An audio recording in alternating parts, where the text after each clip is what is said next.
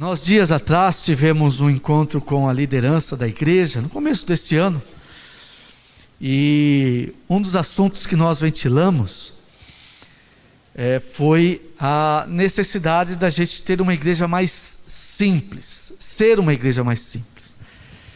Pode vir para cá, Gabriel. E, inclusive, indicamos a leitura de um livro, cujo título é justamente esse, né? Igreja Simples. Nós queremos trabalhar isso com a igreja, principalmente com a liderança. Insistimos ontem no grupo de WhatsApp da nossa igreja, de lideranças, para que participassem aqui, ou presencialmente ou virtualmente, né, desta aula. E aí pedimos para o irmão Gabriel, seminarista aqui da nossa igreja, juntamente com a sua esposa, Maiara, né, que trouxesse para nós um estudo, ou uma introdução. Ele vai falar de maneira melhor, mais adequada aí, sobre esse tema, igreja simples. Ele aceitou o desafio, né, de 2 encontros, nós temos outros projetos juntos, mas em 2 encontros nos apresentar.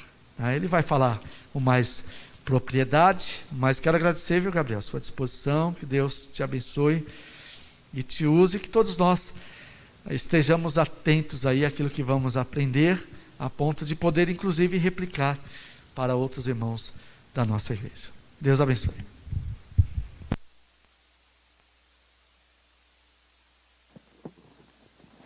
Som. Opa.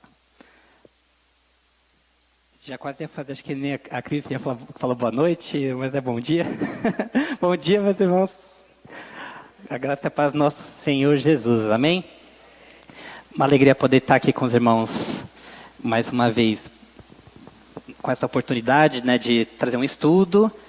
Também estou feliz, né, até compartilhei com o pastor. Sexta-feira tomei vacina.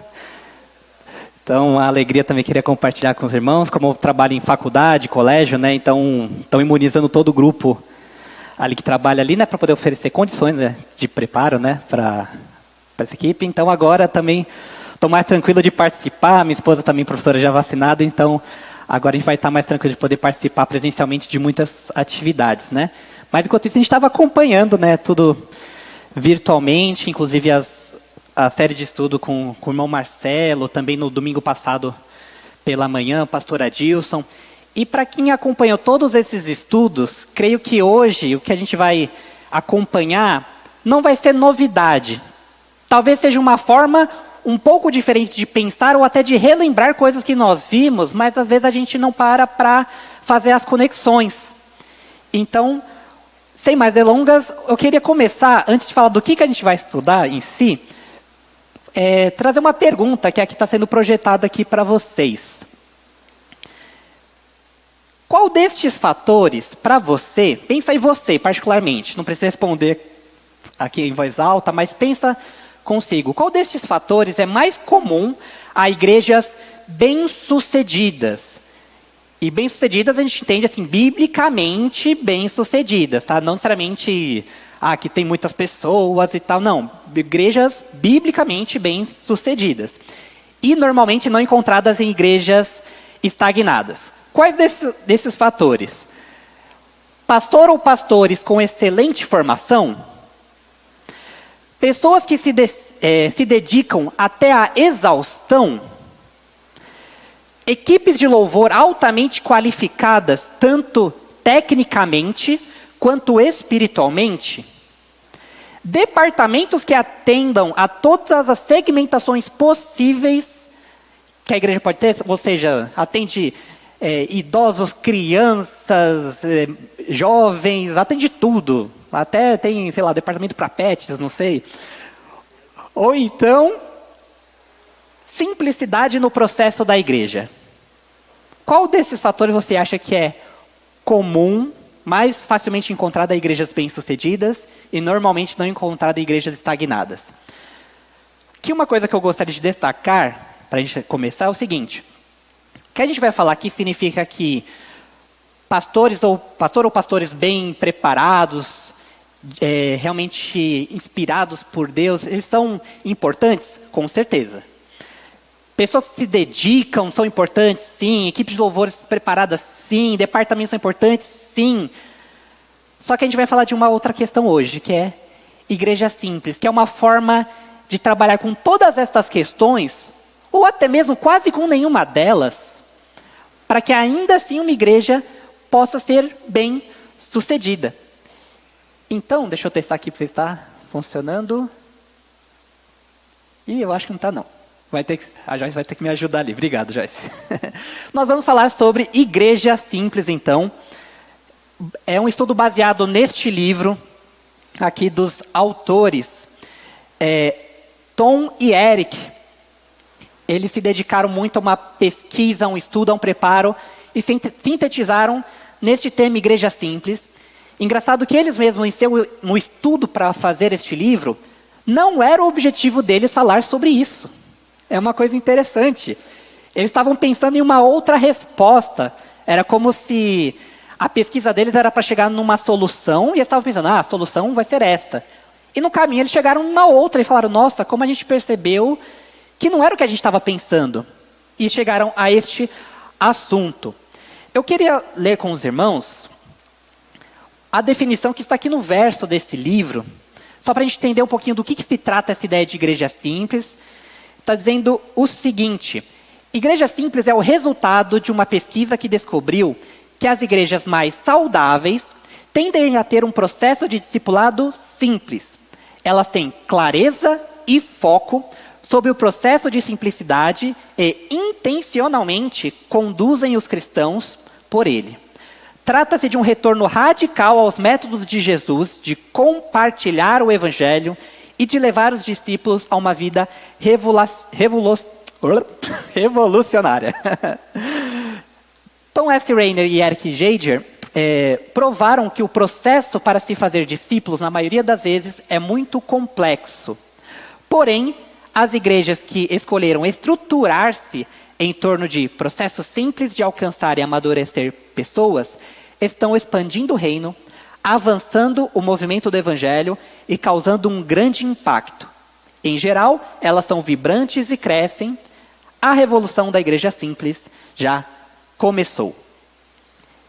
Então, em resumo, tentei sintetizar essas palavras aqui em uma outra frase. Pode passar mais um, Joyce, por gentileza?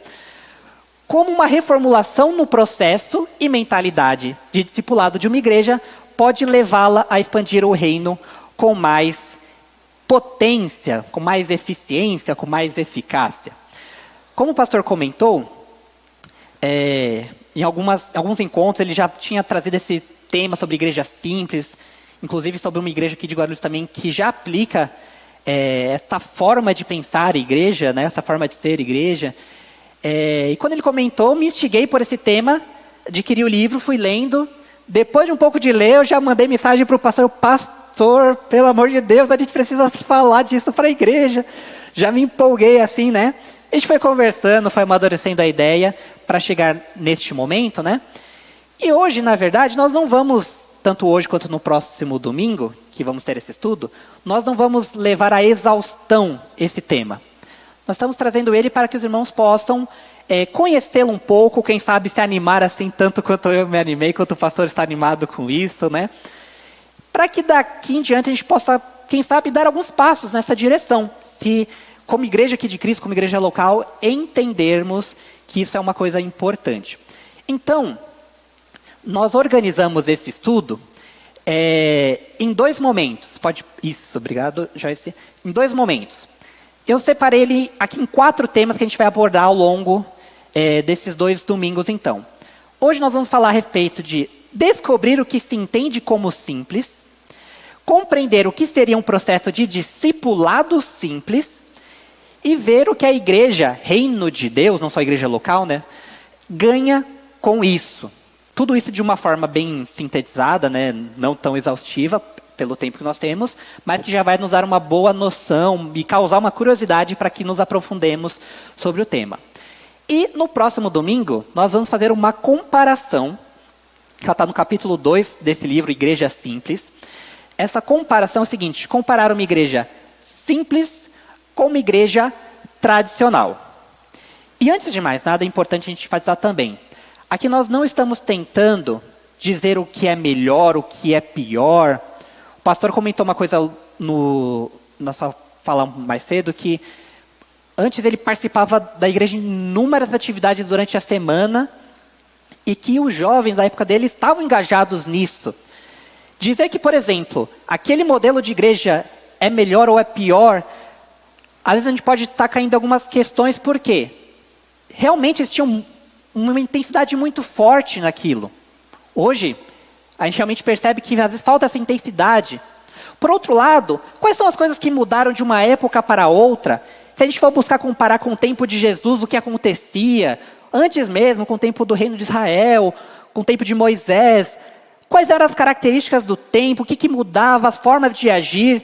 Mas uma coisa a gente precisa entender que não muda, que é a palavra de Deus, são os princípios de Deus. Então, como que esses princípios de Deus, como Deus nos orienta a trabalhar em cada contexto, em cada situação. Então, hoje o que nós vamos estudar, na verdade, não é uma forma melhor. Não. Nós vamos estudar uma forma alternativa de se trabalhar que pode ser que se encaixe com o nosso contexto. Sem desvalorizar as outras, que, querendo ou não, elas nos trouxeram até aqui. Então, com certeza, elas têm o mérito delas. Pode ser que elas tenham sido muito boas em um momento, de repente se perdeu, voltou, não sei, a gente vai refletir mais a respeito disso, mas é importante sabermos, não estamos aqui para tirar o mérito de um e colocar em outro, mas sim para, na verdade, pensar o que nós estamos fazendo. Será que em algum momento a gente deixou de pensar nisso e foi trabalhando automático, e às vezes esse automático que, na verdade, está nos tirando de um foco, ou se a gente realmente tem certeza do que estamos fazendo, temos uma visão, olha, estamos fazendo por isso, vamos chegar nesse objetivo, temos formas de realmente comprovar isso, vamos falar a respeito disso. Então, sem mais delongas, o que é simples? Para você, o que é simples? Vai pensando aí junto comigo. Para ter uma ideia do que é simples, eu vou trazer uma imagem de algo que não é simples. Quem conhece a Times Square? Assim, claro, já visitei aí umas 5, 6 vezes, né? A gente, provavelmente, uma grande maioria não conhece de ter ido lá, né? Mas mesmo sem ter ido lá, você já ouviu falar desse lugar aí alguma vez? Creio que sim, né? É ali, talvez, a parte ali principal, mais conhecida ali dos Estados Unidos. Vê qualquer filme de invasão alienígena que eles adoram destruir a Times Square, né? Nos filmes, né? E uma coisa bem interessante. O que vocês podem notar aqui nessa imagem da Times Square? Alguém pode falar aí? Sei que está de máscara, mas se quiser falar aí. Quem tem uma... Muita informação. Muita gente. Eu tentei contar nessa imagem... Eu contei 32 propagandas. As que eu consegui ver, porque ainda tinha umas que não dá para saber se é propaganda ou não. Apenas neste pedaço. E com certeza tem muito mais, porque aqui a gente está olhando apenas por um ângulo. Se olhar por outros, é muita coisa, é muita informação, muita propaganda ali. O mundo hoje, ele é um mundo complexo. Ele é um mundo cheio de informação, com excesso de informação. Você liga a TV, aliás, se liga a TV, que hoje até a TV tem tanta informação que às vezes você nem liga, você prefere acompanhar só no celular, mas mesmo no celular você rola ali as mensagens, é tanta coisa, tanta informação, tanta coisa para você ver, que a gente se perde, a gente se sente enxurrado de coisas, que a gente tem que, uma hora, escolher o que a gente vai fazer, o que não vai fazer, e tem hora que a gente nem escolhe, a gente é levado pela onda de coisas que estão acontecendo. Por outro lado, nesse mundo cheio de informações, esse mundo tão carregado, vamos pensar um pouquinho num lado empresarial. Eu trabalho na área de marketing na faculdade, no colégio que eu trabalho, né? Então eu queria também trazer um aspecto técnico, apenas como comparativo para a gente entender. No mundo empresarial, empresas que estão atingindo grandes resultados são empresas que estão fugindo deste excesso de informação. E eles estão indo por um caminho mais simples. Quem aqui já viu esse aparelho Eu não quero fazer propaganda aqui, tá, gente? Mas eu preciso explorar isso tecnicamente para que os irmãos entendam. Quem conhece esse aparelho? O iPhone. Quem aqui tem um iPhone? Olhem essa propaganda, gente.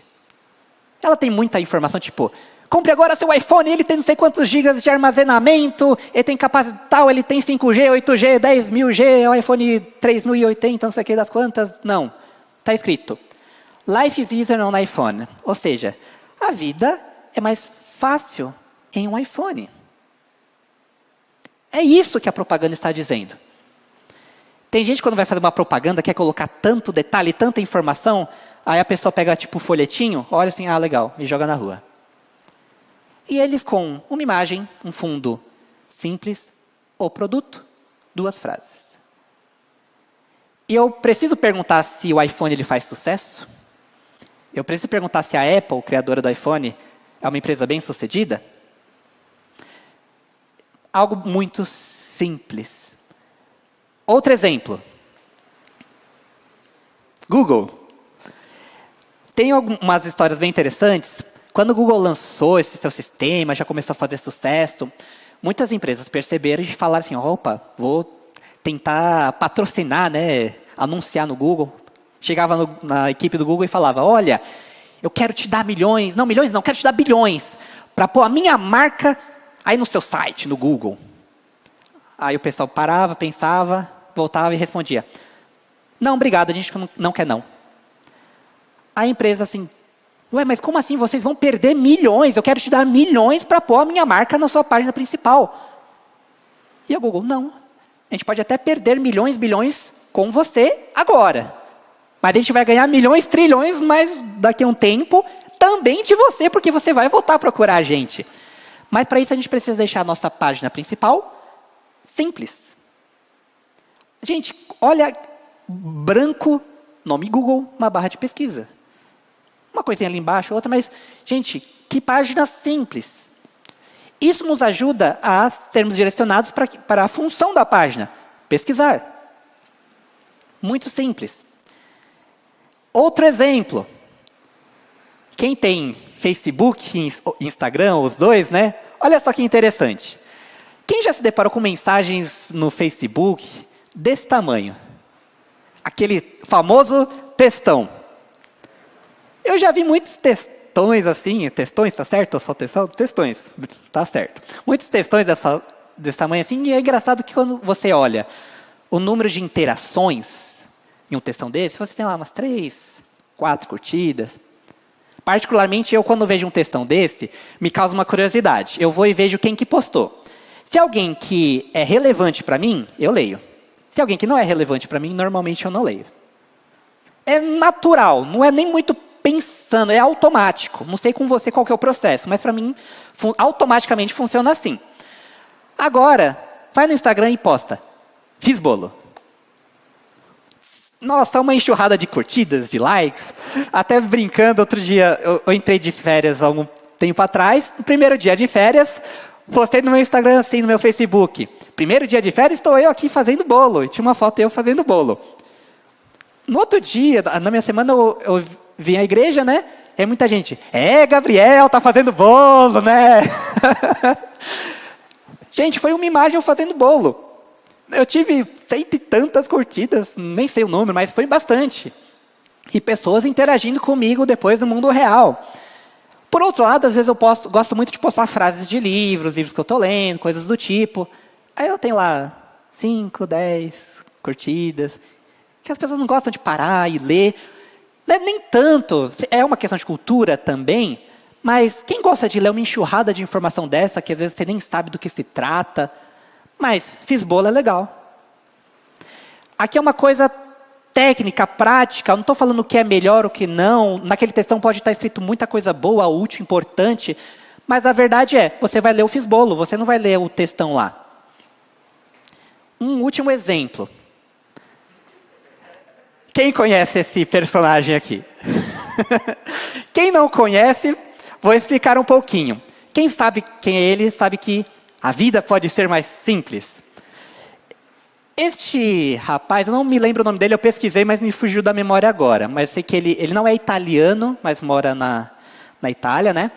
Ele pega vídeos de pessoas que usam as formas mais mirabolantes para fazer coisas que ele mostra como fazer de forma simples. Por exemplo, uma pessoa pega uma banana e mostra como que você pode descascar uma banana. Coloca numa tábua, pega uma faca, corta, vira, corta. Aí ele faz a cara assim. Pega a banana. Ele mostra como pode ser simples fazer uma coisa que a gente quebra tanto a cabeça, fala, não, tem que ser desse jeito, assim e tal. Ele mostra como a vida pode ser simples. A revolução do simples começou.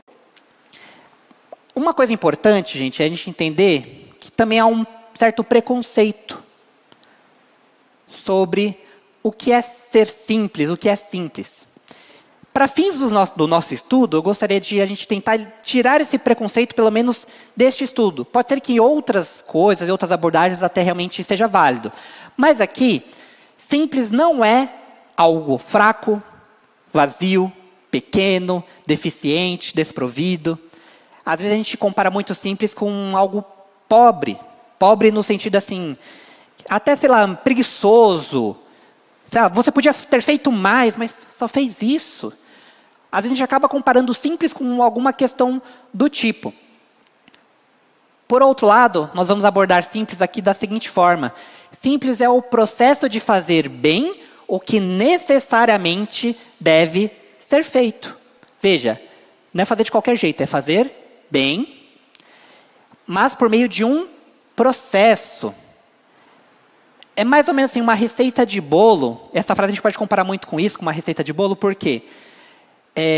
Para você fazer um bolo, você precisa de certos ingredientes. Quais são os ingredientes que você necessariamente, como está ali na frase, necessariamente você precisa? Farinha, leite, fermento, ovo. Uma pergunta, se você não colocar fermento no bolo, deixa de ser bolo? Não deixa. Não cresce. Mas é um bolo solado. É uma bolacha. Mas se você deixar de pôr ovo? Vou pedir ajuda do pessoal da Alegria Gourmet aí, né, para me ajudar. Deixa de ser bolo ou não? Não deixa. Se você deixar de pôr o ovo e o leite, chega uma hora que vai deixar de ser bolo. Se você vai tirando coisas que são importantes, necessárias para a confecção. De outra forma, também é importante pensar que é uma forma de fazer o bolo. Não é só você pegar, jogar tudo no liquidificador, bater e fazer. Sai um bolo? Naquele bolo lá da foto, que eu postei lá, é engraçado que ele não ficou solado, mas ele não cresceu muito. E eu pensei, poxa, mas eu segui a receita direitinho, por que não deu certo? Fui comentar com a minha irmã, que gosta muito de fazer bolo. E ela falou, mas você fez direitinho? Você peneirou a farinha? Eu não sabia que precisava peneirar a farinha. Na receita não dizia. Mas faz parte do processo. Quando eu peneirei a farinha, fiz um outro bolo. Aquele eu não postei, mas tudo bem. Quando eu fiz isso, o bolo cresceu, ficou bonitinho, ficou fofinho, né? Não tinha maisena, mas ficou fofinho. Então, assim, conforme a gente segue um processo, o negócio sai melhor. Conforme a gente segue o que precisa ser feito, o que precisa ter, também vai sair melhor. Não adianta você fazer um bolo sem ovo, sem leite, sem fermento, e você fazer aquela calda de chocolate. Vai ficar estranho. Vai ficar deficiente. Então, simples é você fazer bem. Quem não gosta de um bolo de fubá? Um bolo simples ali e tal, mas dispensa cobertura. Né? Aquele bolo que, o simples, ele é muito bom, ele é muito gostoso. Então, é pensar a respeito disso também. Você pode estar se perguntando, poxa, legal esse tema, esse assunto, mas é escola bíblica, né? Até agora, cadê a Bíblia aí? Não se preocupe. Primeiro, eu trouxe algumas questões técnicas para a gente entender que o mundo já entendeu que precisa ser simples. Não digo o mundo todo, né? Muitas pessoas entenderam, né? E estão tendo resultados com isso. Mas na Bíblia, Não vou nem dizer também, porque vem da Bíblia, né, a questão também da simplicidade, né? E eu queria convidar vocês a lerem comigo o livro de 1 Reis, capítulo 19, versículos 11 e 12. Livro de 1 Reis, capítulo 19, versículos 11 e 12. Só mais um instantinho para os irmãos encontrarem. Vou ler aqui com os irmãos. O texto diz o seguinte, a palavra do Senhor. O Senhor lhe disse: saia e fique no monte, na presença do Senhor, pois o Senhor vai passar. Então veio um vento fortíssimo que separou os montes e esmigalhou as rochas diante do Senhor. Mas o Senhor não estava no vento. Depois do vento houve um terremoto, mas o Senhor não estava no terremoto. Depois do terremoto houve um fogo, mas o Senhor não estava nele. E depois do fogo houve um murmúrio de uma brisa suave. É engraçado perceber como Elias sentiu a simplicidade do mover, da passagem de Deus. Nesse contexto, pode passar mais um? Obrigado. A Bíblia nos mostra que 3 coisas aconteceram ali com Elias, mas antes disso tem um contexto interessante. Elias estava fugindo de uma perseguição lá da rainha Jezabel, uma rainha que adorava lá seus deuses que eram conhecidos, Deus com D minúsculo, né? Deus que eram então conhecidos por seus poderes sobrenaturais, que eram de ordem, na verdade, assim, da natureza, como vento, terremoto e fogo. Era um Deus que, teoricamente, né, controlava esses atributos. E no meio daquele barulho, daquela pressão que a rainha Jezabel estava fazendo com Elias viu tanta coisa acontecendo que ele fugiu, ele teve medo. E aí Deus mostrou para Elias: você tem medo desse barulho todo, dessa algazarra toda que Jezabel está fazendo? Espera aí, deixa eu te mostrar uma coisa. O Deus dela sabe fazer um vento fortíssimo? Eu também sei. Não significa que eu estou nisso. Sabe fazer um terremoto? Eu também sei. Mas eu também não estou nisso. Sabe trazer um fogo tal? Eu também não estou nisso. Mas eu estava numa paz, numa simplicidade que foi inundando o coração de Elias, que permitiu que ele pudesse continuar a caminhada dele depois. Interessante a gente perceber isso, que no meio de tanto barulho, de tanta coisa, tanta informação, Deus não estava no meio toda aquela informação. Deus estava em algo muito simples. Outro exemplo, Jesus e os fariseus. Mateus capítulo 22, versículos 34 e 40. Mateus capítulo 22, versículos 34 e 40.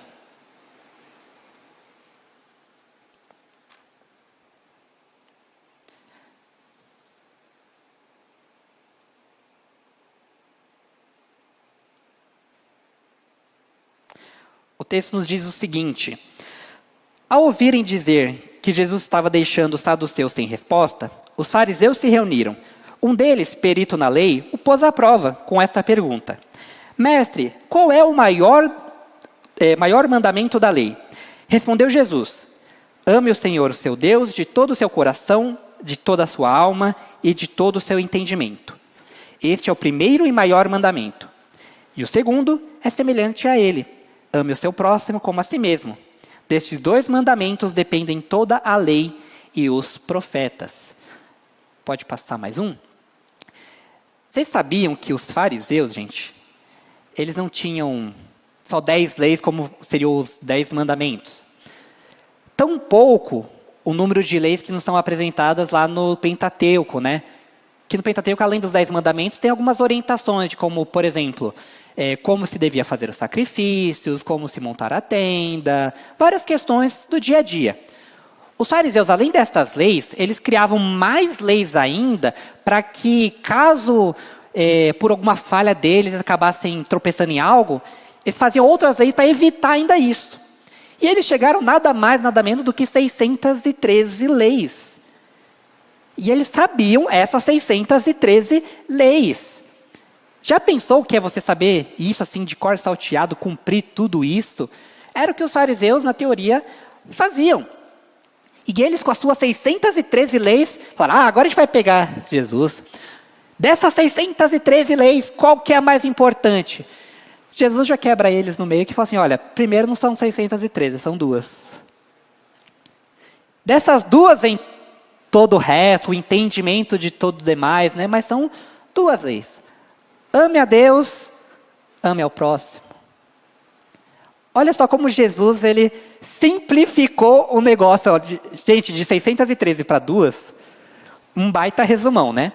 Outro exemplo, vamos a Jesus novamente. A tentação de Jesus, lá em Mateus capítulo 4, versículos 4 de 1 a 11. Esse, por questão de tempo, irmãos, vou pedir que os irmãos leiam em casa. Por favor, leiam, que é muito importante, mas a grande maioria dos irmãos também já conhecem esse texto, essa passagem. Se trata do momento em que Jesus foi tentado lá no deserto. Jesus passou ali um tempo ali, depois de ser batizado, né? E Satanás veio ali para atacar Jesus, tentar desvirtuar Jesus. E nas 3 indagações que Satanás faz a Jesus, Jesus responde as 3.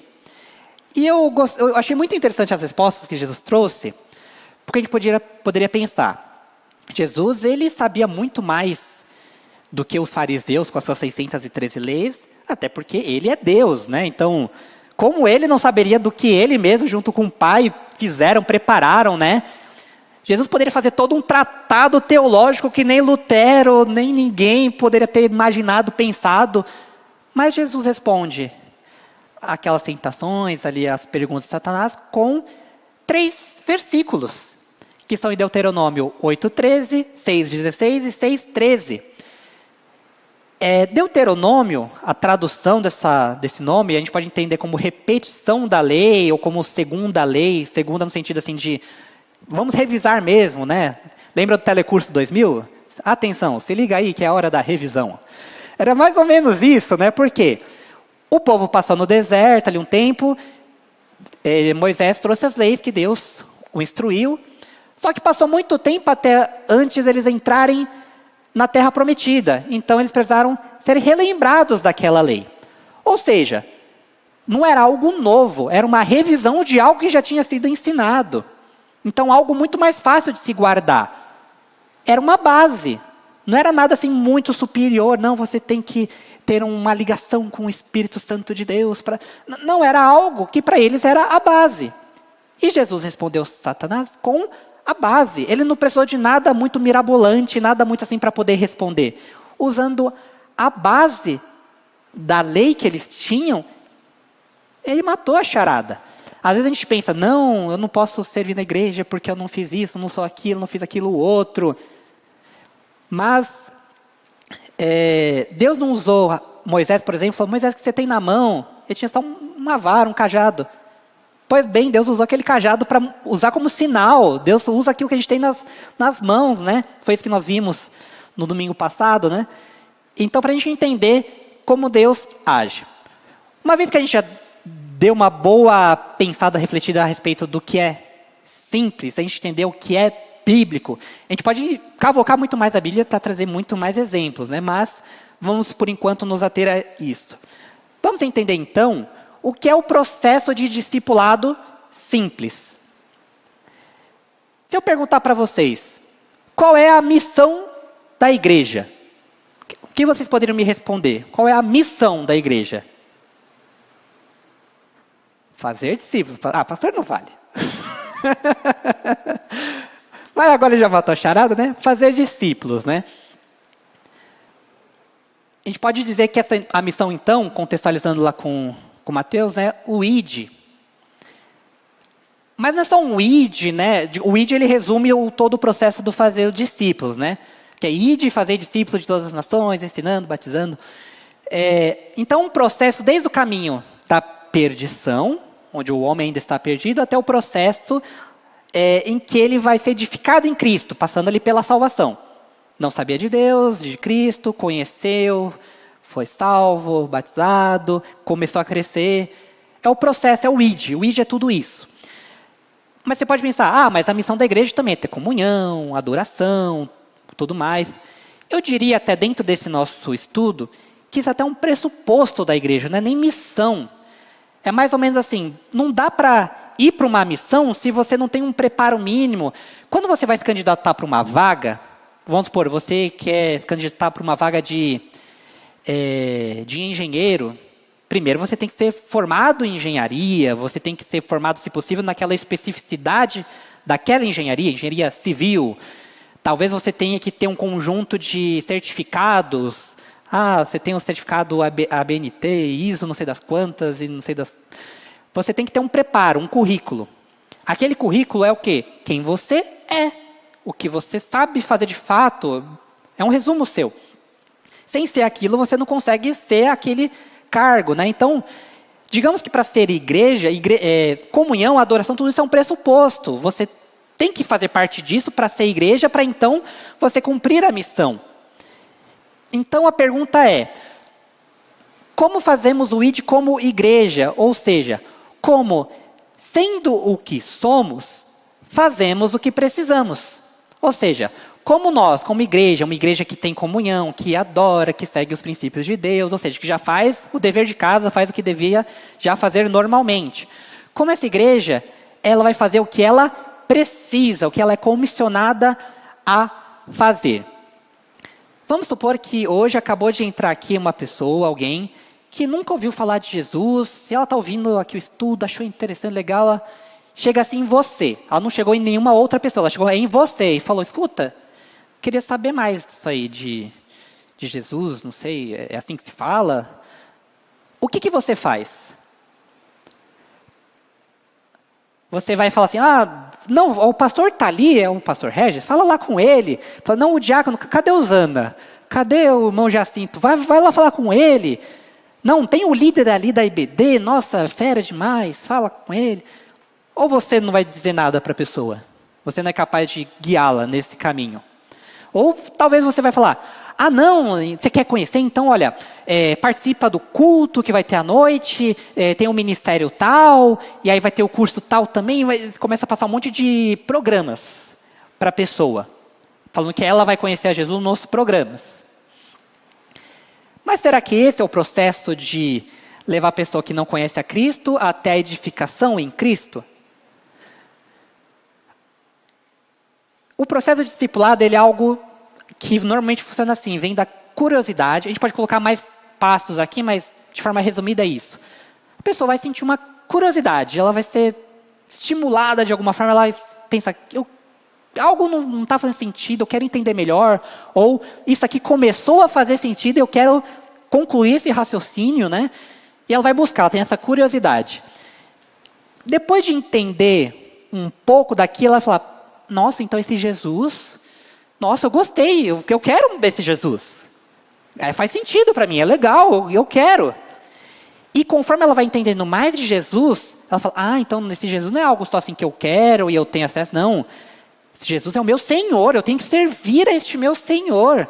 Ela vai entender o papel dela dentro disso, a responsabilidade, né? Ela vai entender toda a sua participação nisso. Voltando às questões até de mundo empresarial, de mercado, é parecido com o processo de compra, sabe? Quando você vai comprar um produto, primeiro você tem interesse pelo produto. Você nunca viu, de repente você olha e você, nossa, que interessante. Aí um dia você passa na loja e você vê assim, aquele produto que eu vi a propaganda, peraí, deixa eu dar uma olhada. Aí você olha, você vê, você pega, você... Vou levar. Me convenceu. Você compra, né? E aí acaba ali, infelizmente muita empresa acaba ali, né? Mas boas empresas têm um processo de pós-venda. É o processo de fidelização, é tipo assim, você comprou, faz um cadastrinho lá, depois alguém te liga, e aí, o que você achou do produto, gostou? Olha, a gente tem outras coisas que combinam com o seu produto, que agem em conjunto, tem uma garantia, se você quiser mais depois tem estoque, tem de outras cores. É um processo de fidelização. Isso tem muito a ver, não estou dizendo no sentido mundano, mas no sentido de processo, porque é um pouco do que a gente está falando aqui hoje. Isso tem muito a ver com o ID. O fazer discípulos, que a gente encontra lá em Mateus 28, né, estão ligados também à questão do relacionamento. É por meio do relacionamento que você vai poder causar uma curiosidade na pessoa. o batizando, fazer discípulos batizando em nome do Pai, do Filho e do Espírito Santo, é o momento da efetivação, seria o momento da compra, né, do produto. É o momento que você efetiva aquilo, em que a pessoa fala, olha, eu conheço a Jesus, então por que não ser batizado se eu entendi que ele me orienta a isso, digamos assim, chancela, né, de certa forma. Então, é a efetivação ensinando, você ajudando a pessoa a crescer depois que ela foi batizada, ou seja, ela tem um caminho de santificação. E aí vem algumas perguntas. A igreja, e aqui eu não estou dizendo só a nossa igreja, estou dizendo a igreja como um todo, as igrejas locais. A igreja, ela cumpre essas etapas? É algo para você pensar. Aqui não é nada assim, tipo, não, é isso e acabou. Não, pensa, você, com seu raciocínio, você entende que a igreja tem cumprido essas etapas? Você entende que ela tem cumprido isso bem? Ela faz isso bem? Ela tem feito mais coisas do que essas? Como assim mais coisas? Voltando ao processo de compra, às vezes a empresa, para cativar o cliente, ela faz evento e faz isso e faz aquilo, cria 1001 estratégias, mas ninguém compra. Não adianta ela fazer um monte de coisa sem ninguém comprar o produto. Ela está se empenhando muito numa parte que não traz resultado. Então ela tem que rever a estratégia dela. Então, algo para a gente pensar. Por fim, já caminhando já para o nosso final aqui. O que o reino ganha com isso? O que o reino ganha com uma igreja simples? Vamos voltar de novo aos fariseus e a Jesus. Os fariseus, com as suas 613 leis, eles davam muita coisa a se fazer, né, para o povo ali de Deus seguir. Gente, pensa, 613 leis, é muita coisa.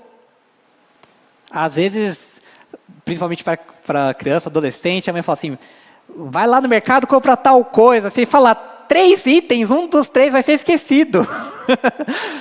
Você acaba esquecendo de alguma coisa, né? Agora imagina 613 leis. E além das leis, isso gerava um estresse, um peso, uma carga emocional nas pessoas. Por quê? Porque, de repente, você está lá se dedicando, aí uma das leis que você não lembrou bem, ou até lembrou, mas você vacilou e você, poxa, já era. Descumpri uma das leis. É como até Jesus fala, não adianta você querer seguir a Deus, tal, se você descumprir uma das leis, né? Isso no contexto ali dos fariseus, né? Você quebrou a lei inteira. Não adianta. Então, pensa como que o povo ele não devia se sentir assim, nossa, muito para baixo, muito humilhado, quando descumpria uma dessas coisas. E aí vem Jesus e fala, meu jugo é suave, meu fardo é leve. Olha a diferença, gente, olha a leveza que isso traz. Você pensa, poxa, então tem um jeito de fazer isso diferente, de eu me sentir bem, sabe? Outra pergunta. Você já se sentiu cansado por causa da igreja? Aqui de igreja no sentido, vamos pensar assim, atividades, mesmo contexto cotidiano da igreja, não igreja reino, né? Você já se sentiu cansado por causa da igreja? Muitas vezes a gente confunde algumas coisas, né? Assim, é normal você se sentir cansado. Quando você faz uma atividade, isso é absolutamente normal. Só que tem tipos de cansaço, né? Uma coisa é quando você vem à igreja, você faz parte de uma atividade, está lá no seu pequeno grupo, você ralou para que aquilo pudesse acontecer, e aí aconteceu, Deus agiu ali no meio das pessoas, acabou o dia, você está esgotado, mas você vai dormir feliz, você fala, nossa Senhor, o Senhor falou tanto comigo, o Senhor falou com o meu vizinho que não conhecia o Senhor, e hoje até Ele falou aqui no pequeno grupo, nossa, eu estou feliz, você sente bem. Agora, sabe quando você se dedica tanto a uma coisa, se desgasta tal, e você não vê aquilo saindo do lugar?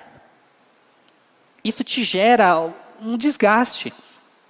E às vezes a gente confunde algumas coisas na igreja. Por exemplo, Deus não falou que a gente não iria sofrer no mundo, né? Mas Deus disse que a gente tem que tomar a nossa cruz, negar a nós mesmos. A gente confunde isso com uma espécie de masoquismo. Parece que ser crente é ter que gostar de sofrer. Não é que você tem que gostar de sofrer, por mais que os apóstolos mostram isso, no sentido assim, de se gloriar no nosso sofrimento, mas é no sentido assim, olha, eu sei que isso vai fazer parte, Então, eu estar sofrendo significa que eu estou no caminho, mas não é que eu gosto de estar sofrendo. E eu sei que também que no caminho do sofrimento, Deus também vai mostrando coisas que eu preciso corrigir, mas que uma vez que eu corrigir, eu também vou deixar de sofrer. A gente não faz nada para sofrer. A gente entende que o sofrer faz parte para nos levar a algum lugar. Então, a gente está sofrendo com alguma coisa, a gente pensa, não, eu tenho que sofrer mais ainda. O sofrimento não é o fim. Ele é uma coisa que está no processo. A Bíblia fala de perseguições, e às vezes a gente sofre com alguns, eu trouxe esse termo, nem sei se estaria certo, mas um estresse eclesiástico, no sentido assim, sabe quanto as coisas na igreja, elas te desgastam tanto que você fica assim, até meio nervoso, estressado, de tanta correria, e você começa a achar que isso são as perseguições. Gente, as perseguições é o que o mundo, é os que o mundo não cristão, é o que o nosso opositor, né, vai tentar fazer com a gente para nos impedir de nos desmotivar, e não que a gente vive dentro da igreja.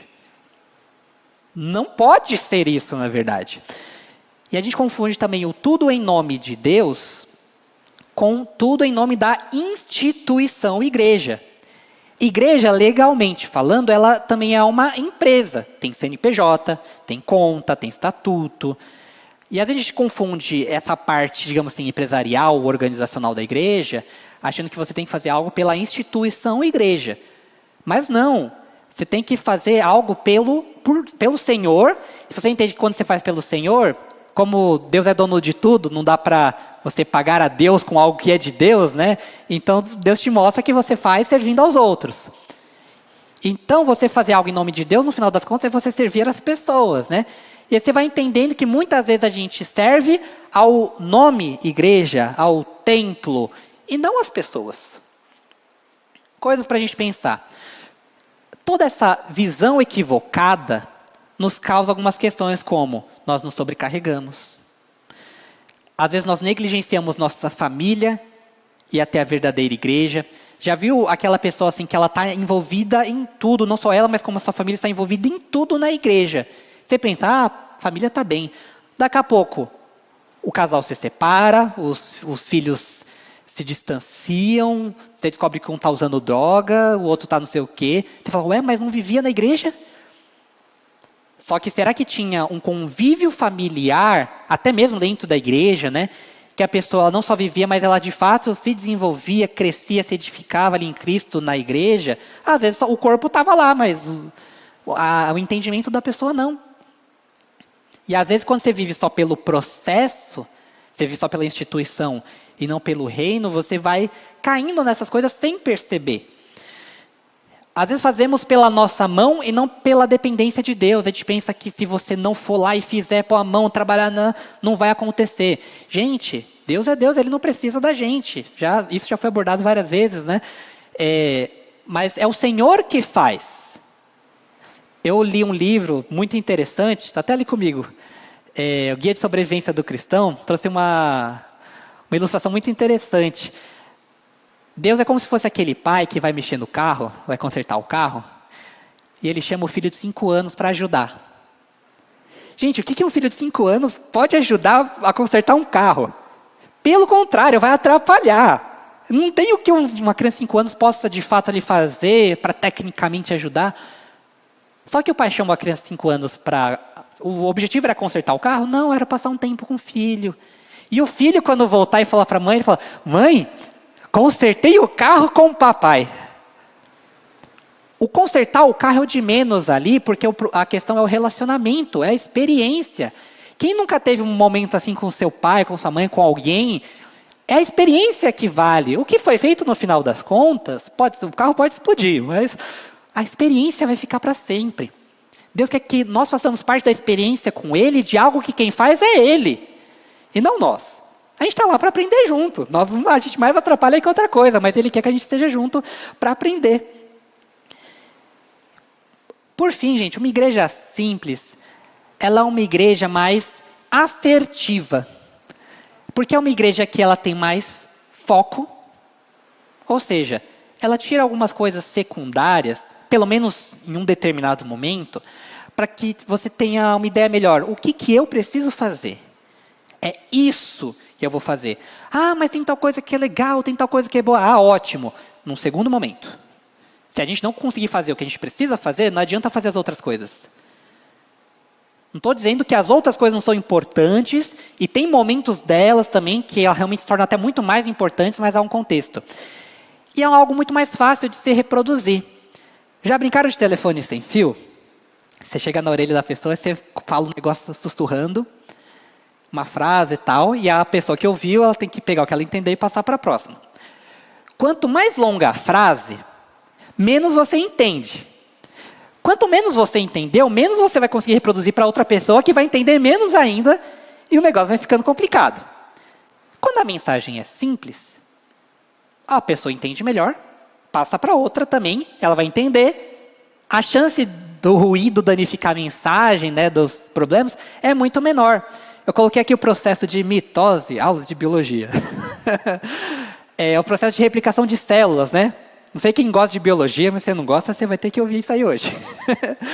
As células elas se reproduzem assim, pegando uma informação, copiando, duplicando essa informação e depois separando. E depois ela copia, duplica essa informação de novo e separa de novo. O processo de crescimento de uma igreja, no final das contas, é isso. Você é um cristão, você vai chegar no não cristão, você tem um relacionamento com ele entende aquela mensagem, uma hora ele vai pegar essa mensagem, ele vai para outra pessoa e vai levar essa mensagem, e assim vai acontecendo. As coisas vão se multiplicando. Em uma igreja simples, o cristão ele se sente mais realizado e motivado. Porque pensa, quando as coisas estão dando errado, você pensa em desistir. Quando as coisas não estão acontecendo como deveria, você fala, poxa, eu não posso fazer algo melhor do que isso, porque isso aqui não está rendendo. Né? Mas quando as coisas começam a dar certo, você, nossa, que legal esse motivo para fazer mais. Daqui a pouco você fala, poxa, será que eu não posso aprimorar isso? Como uma microempresa começa a dar certo, aí você começa, olha, eu acho que eu vou contratar alguém para me ajudar. Daqui a pouco, eu acho que eu vou efetivar essa pessoa que eu contratei parcialmente. Não, agora eu vou ter que contratar outra empresa para me ajudar ainda mais. Você vai ficando feliz, motivado, o trabalho vai crescendo. E aí, você entende que, nesse processo, quando você tem menos peso e as coisas se tornam mais leves, você vai crescendo. Conforme você vai crescendo e você tem menos distrações e mais foco, a produtividade, o desempenho aumenta mais. Quando você tem menos entraves, menos dificuldades, e você tem mais adeptos pela mensagem ser mais fácil de ser transmitida, vai crescendo ainda mais. E, por fim, você vai chegando a um resultado, e você vai ficando mais feliz com aquilo. E aí tem menos peso ainda. Gente, o negócio vai crescendo, você vai se empolgando, vai se motivando, isso vai incendiando, sabe? Isso é muito legal de se viver. Então, por tudo que a gente viu aqui hoje, dá para entender o que é essa ideia de simples, pelo menos assim parcialmente. Recomendo aos irmãos que busquem entender mais sobre isso, e para isso, queria até dizer também, esse livro aqui, Igreja Simples, a igreja está adquirindo 6 exemplares desse livro. De repente você não consegue adquirir ele só, tem problema. A igreja vai chegar ao longo dessa semana 6 exemplares deste livro. Se você ficou curioso com isso, e olha que ainda falta mais uma aula, eu te convido a ler esse livro. Não é que não tem nada milagroso, eu ia falar milagroso, os irmãos entenderam. Aqui, na verdade, é coisas que a gente, como comitê, que a gente já sabe, mas não parou para pensar muito. E conforme a gente vai lendo e vai organizando o raciocínio, chega uma hora que você fala, nossa, isso estava na minha cara, eu não percebia, né? Então, é uma forma de organizar até o raciocínio.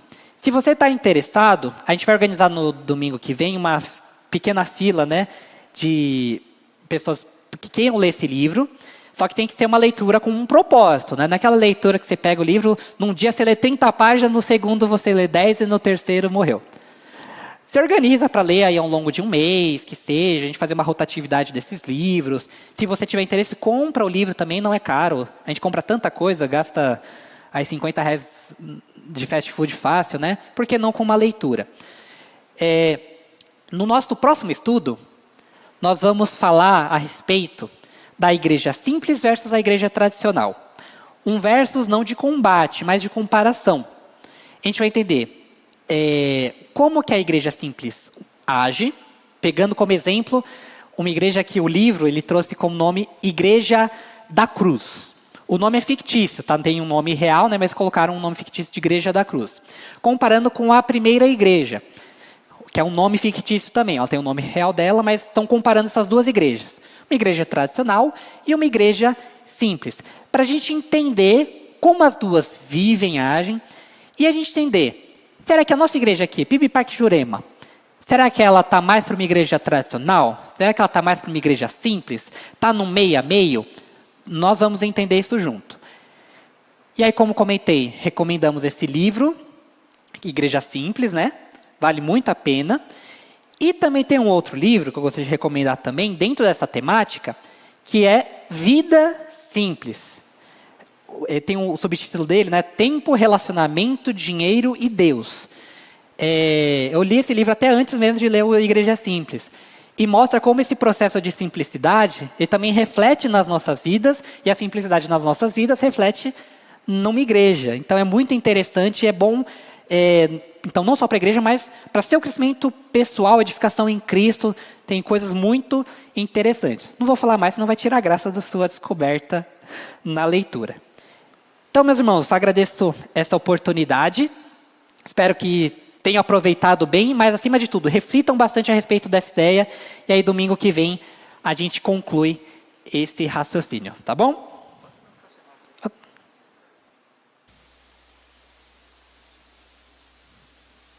Ei. Gabriel, mais uma vez, obrigado, viu, por ter aceito o desafio. Vou abrir aqui para os irmãos que quiserem fazer perguntas, né? Mas acima de tudo, meus irmãos, eu gostaria que os irmãos entendessem o seguinte: por que nós estamos tratando esse tema, né? Porque nós entendemos que é importante.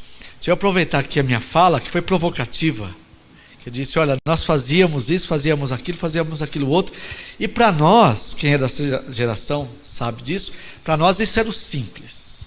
Mas como você disse, o mundo mudou. O que aconteceu, né, na nossa modesta opinião? Houve uma crítica muito grande de todo aquele sistema, mas nada foi posto no lugar. E a gente está provocando justamente isso. A gente está num diálogo aqui de gerações. Você tem 29, quase 30. 29 anos, né? Eu vou fazer dia 24 de junho agora, 21 anos de ministério pastoral. Né? Mais 5 de ministério diaconal aqui dessa igreja. Então, né, um diálogo de gerações. Dá para voltar aquele slide da definição de simples, por favor? Por gentileza? Sim, a gente espera, não tem problema não.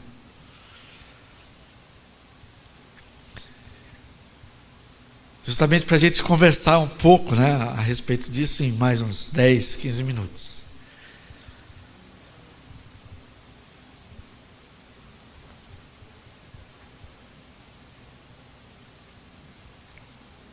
Enfim, mas enquanto vai ser sendo colocado aí, a gente entende, né, que há essa mudança. Mas o que muito aconteceu, pelo menos a nossa percepção, né, que há uma crítica, houve uma crítica, né, muito grande dessas atividades e tal, mas nada foi posto no lugar. O que a gente pretende pôr no lugar agora? Mais para frente, por favor. Mais para frente, mais para frente, mais para frente, mais para frente. Aí, volta aí. Ah, tá. Não, mais para frente. Volta. Acho que esse aqui. É o anterior. Isso. É isso que a gente quer focar, principalmente agora, né? Simples. É o processo de fazer bem o que é necessariamente ser feito. Vamos fazer uma comparação. Meus irmãos, o nosso objetivo é que a nossa vida seja melhor e a vida da nossa igreja seja melhor. Vamos fazer uma comparação. Vai lá para o outro slide que diz sobre a missão da igreja. Por favor. Pode pôr a resposta. Isso, é o ID. Então, com todas as críticas que eu também faço e fazia à época, né, nós tínhamos, vamos fazer uma avaliação local, né, caseira. nós tínhamos aqui, pelo menos, os irmãos que estão aí, me corrija se eu estiver errado, por ano, 25, 30 batismos, porque estávamos cumprindo o ID, aquele é o nosso simples.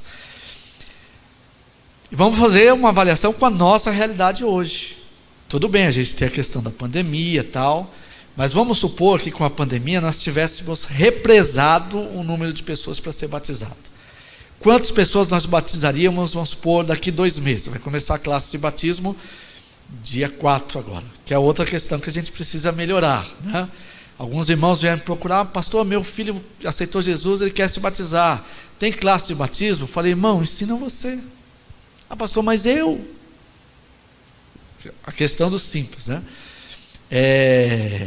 Então, nesse diálogo de gerações, o simples não é deixar de ser igreja ou deixar de realizar, mas essa questão de foco no que é essencial, né? Gostaria que você comentasse um pouco mais a respeito disso, por favor.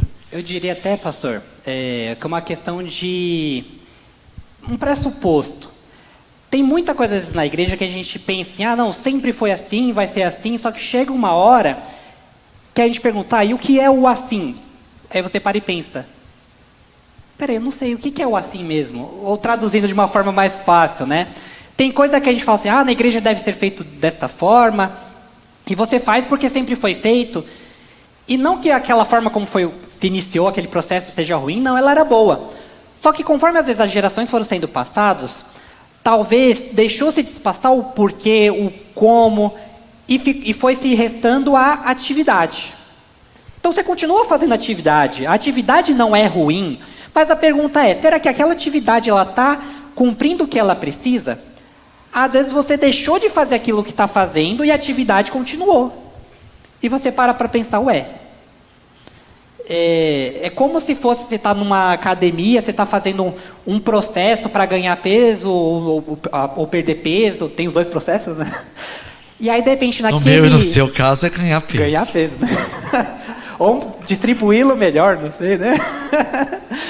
Você está no processo ali. Aí, de repente, você chegou ali no máximo que naquele aparelho da academia você consegue. No máximo, assim, tipo... Você não vai ganhar mais músculo ou ganhar mais um benefício naquele aparelho. Você deveria trocar para poder ganhar um rendimento de forma diferente. Mas você continua achando que o simples fato de você fazer aquilo está te ajudando. A ideia que você tem é que você está fazendo aquilo e aquilo é o bom, aquilo é o certo. Mas o princípio ali mudou um pouco, ou melhor, o princípio é o mesmo. Só que a aplicação prática dele precisava ser adaptada, precisava ser transformada. Talvez a gente pensa, não, por exemplo, temos que estar muito na igreja pela comunhão. Só que às vezes você vem na igreja e você não tem comunhão. Não estou dizendo aqui, estou dizendo um contexto geral. Então, não vai adiantar você promover 300 encontros na semana se você continuar indo na igreja, se você não vai ter a comunhão. Às vezes, mais vale você fazer mas que naquele você converse um pouco, que pelo menos agora está com alguma coisa acontecendo. Então, muito dessa questão da igreja simples não está nem tanto na quantidade do que se fazer, no número. Tem igreja simples que a gente acompanha, né, pastor, que, eles têm muitas atividades. Só que essas atividades, elas têm um propósito bem definido. Quando começa a se desviar do propósito, eles, vamos ficar atentos, vamos ajustar, vamos... E aí, aquilo não é pesado para ninguém, porque continua surtindo efeito, não perde sentido, está sendo assertivo, que é uma fala que a gente falou muito, né? Então, eu particularmente, né, pastor, na minha infância eu vivi em questão de igreja muito ativa, e eu amo isso, eu gosto muito. Por outro lado, eu vi também que a gente tem um saudosismo assim, do tempo, de que eram feitas muitas coisas, mas a gente não para pensar o que era feito por detrás ali dos bastidores, na organização daquilo, para que aquilo fosse feito bem feito. E o propósito. O propósito. Deixa eu dar um exemplo, né? A irmã Regina está aqui, a irmã Regina é uma pessoa muito madura, é uma das coordenadoras da MCM aqui da nossa igreja, eu conversei com ela, e a irmã Norma, que também é coordenadora, né? E aí a gente conversou, no começo do ano, a respeito desse ministério, que inclusive mudou de nome, e até conversamos com elas que mudou de nome, parece que mudou de ação, né? Era Sociedade Feminina Missionária. Não era isso, irmã Regina? Depois passou a ser MCA, Mulheres Cristãs em Ação. Depois mudou agora novamente, Mulheres Cristãs em Missão. Aí eu até conversei com elas o seguinte: irmãs, a gente precisa resgatar o sentido que a gente tinha lá da Sociedade Feminina Missionária. Por exemplo, muitas mulheres aceitaram a Jesus aqui nessa igreja por conta do trabalho das mulheres enquanto Sociedade Feminina Missionária. Então, faziam encontros, iam toda segunda-feira, era um culto, preferencialmente na casa de uma mulher, de uma senhora não crente, não era assim? Preferencialmente, ficavam procurando. E hoje, o que acontece? Às vezes fica só voltado, eu estou dizendo isso, irmãos, porque eu conversei abertamente com elas sobre isso, tá? Às vezes voltado só para a questão do aniversário, só para a questão de usar o lilás, que é bonito, é importante, mas foge lá da razão de ser Sociedade Feminina Missionária. Conversando esses dias com algumas líderes coincidentemente foi com líderes de mulheres, né? Com a líder das mensageiras do rei. Eu disse: olha, é muito bonito a gente ensinar as mensageiras do rei, as etapas e tal, mas se isso não mudar a vida das meninas para seguirem a Jesus, não vai adiantar nada. Tá? A gente está quase num diálogo aqui, porque eu e o Gabriel, assim como os líderes, né, o Maurício, a gente sempre conversa bastante, a gente sempre vai conversando, aí aqueles que se dispõem à disposição para a gente trocar ideia, a gente vai conversando, né? O Gabriel Ribeiro também, a gente conversa bastante, o Eduardo, enfim, vários irmãos aqui, o Edson, às vezes eu ligo para ele, tadinho, ele está trabalhando lá e tem que me dar atenção, né, Edson? Enfim, a gente vai conversando, porque a gente quer o melhor para o reino e o melhor para a igreja, né? Então essa ideia de simplificar a igreja enquanto processo não significa necessariamente perder o objetivo, muito pelo contrário, é usar resgatar esses objetivos em detrimento dos meios. Não são os meios que justificam os fins, são os fins que têm que justificar os meios, né? A gente precisa de mudanças, né? O irmão, por exemplo, acompanha, a gente está já há 3 anos praticamente, de uma maneira mais efetiva, propondo para a igreja em células, né? Da igreja voar sobre 2 asas, o templo e as células. O irmão, por exemplo, lidera um grupo, percebe lá as dificuldades que a gente tem com alguns irmãos, inclusive que são líderes de células, de participar de alguns encontros que são importantes e tal, enfim, né? A gente realmente precisa de uma disposição para entender, olha, voltar aos princípios, voltar ao nosso, num dos nossos cursos que nós apresentamos aqui, a gente apresenta isso como um mandamento, que é um mandamento, né? Não é só amar a Deus e o próximo, é levar o próximo a conhecer Jesus, né? Como é que o irmão entende isso hoje? Sim, a gente realmente precisa virar essa chavinha da nossa cabeça, do nosso cérebro. Olha, vamos fazer mais simples, mas vamos fazer com objetividade, né? Como é que o irmão... Eu entendo o seguinte, pastor, por esses estudos, mas principalmente o que Deus fala aos nossos corações, né?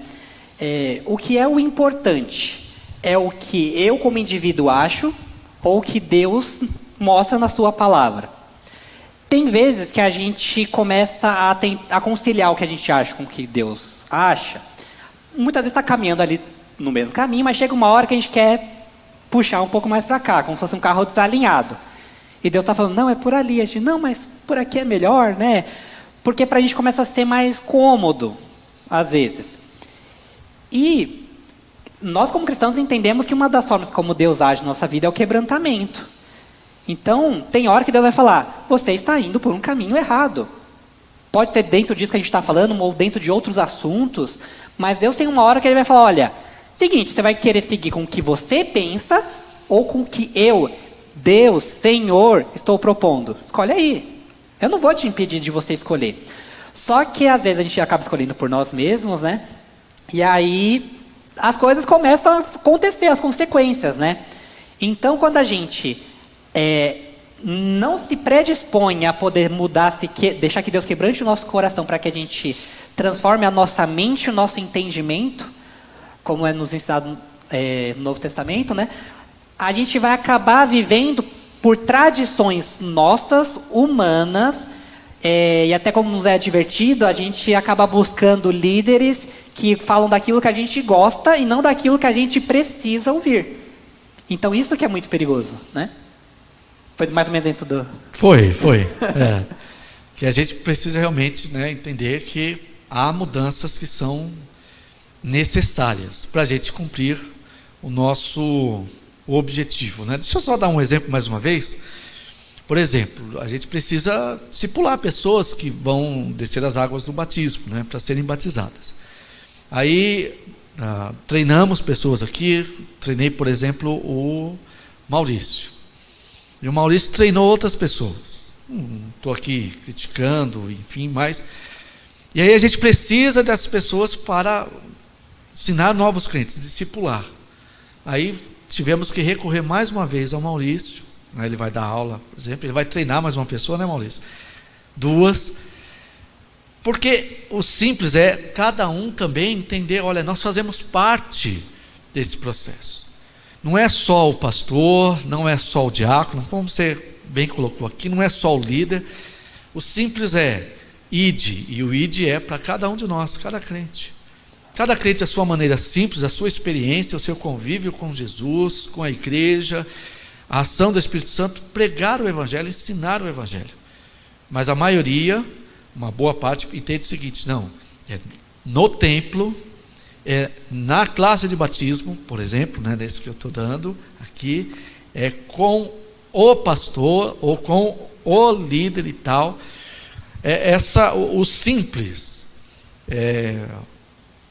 dessobrecarrega e dá a oportunidade de todo mundo participar do reino de Deus. É isso mesmo? Isso mesmo. Eu, inclusive, lembrei, por exemplo, de Jesus falando, por exemplo, com a mulher samaritana, né? A mulher samaritana pergunta: onde devemos adorar? No templo aqui, lá em cima, tal. Aí Jesus fala: devemos adorar a Deus em espírito e em verdade. Ou seja, às vezes a gente procura, né, forma, não, é o líder que faz isso, é o pastor, é o diácono, mas é muito mais o como, né, do que um local. Então, veja como Jesus estava falando de um processo, de uma forma de ver. Com os fariseus era a mesma questão. Os fariseus, eles, pela Bíblia, se a gente for ver a lei, teoricamente cumpriam tudo, mas ainda assim estavam completamente fora, né? Então, como que algo na mente deles, que uma chavinha que não foi virada, fazia com que todas as 613 leis deles não valessem de nada. Enquanto que outros que seguiam a Cristo, entendiam a mensagem. Atuando de forma simples, nós vimos que muitos casos da igreja primitiva, uma pessoa que abria sua casa para receber alguém, outra que fazia um pequeno gesto, coisas pequenas que, se juntando, na verdade faziam parte da comunhão de Deus, e era Deus que agia, né? Como a gente até comentou, não é nós que fazemos, mas quando a chave vira, a gente entende que nós estamos na dependência de Deus que faz, e a nossa mentalidade também tem que estar nessa dependência, para que possamos entender. Eu preciso estar no processo. O como, não sei, Deus vai me dizer, vai me orientando. Pode ser que seja sendo pastor, né? Pode ser que seja sendo o recepcionista, pode ser que seja sendo diácono, seja sendo líder de sala, de EBD, de célula. A forma é Deus que vai mostrar. E ela não é menos digna, né? Não por isso, porque é Deus que está ali atuando. De qualquer forma, o Senhor fala assim que quem quer ser o maior seja o menor. Então a gente tem que estar preparado para isso, né? Isso. A ideia é a gente simplificar, né? O curso que a gente dá, por exemplo, para líderes de células, a gente põe sempre claramente lá, você se lembra, de novo convertido a um líder de célula. E às vezes a gente vê o cristão tem 15, 20, 30 anos de cristão, e a gente fala assim: você pode discipular alguém? Ele fala: eu não sei. A irmã falou do diácono, né? Eu já tive situações de alguém procurar o diácono falar assim: não, tem que falar com o pastor. Quando cada um de nós, crentes em Cristo Jesus, não só podemos, como devemos ter a capacidade, como você disse, do Espírito Santo, de simplesmente pregar o Evangelho. Tá certo? Tá certo. Alguma pergunta aí dos irmãos? Foi mais ou menos um diálogo aqui, né? Enfim. Mas é isso, meus irmãos, que a gente quer. Uma igreja simples, mas uma igreja efetiva, que todos os crentes participem juntos. Né? Se for para a gente antes a gente falava assim, vir para a igreja, sentar no banco, agora é assistir também só na internet. Meus irmãos, a gente pode fazer o que for e o evangelho o reino não vai crescer. Mas cada um de nós, na nossa simplicidade, colocar nas mãos do Senhor, não sobrecarregar ninguém, todo mundo ser um ator no reino de Deus, as coisas vão acontecer.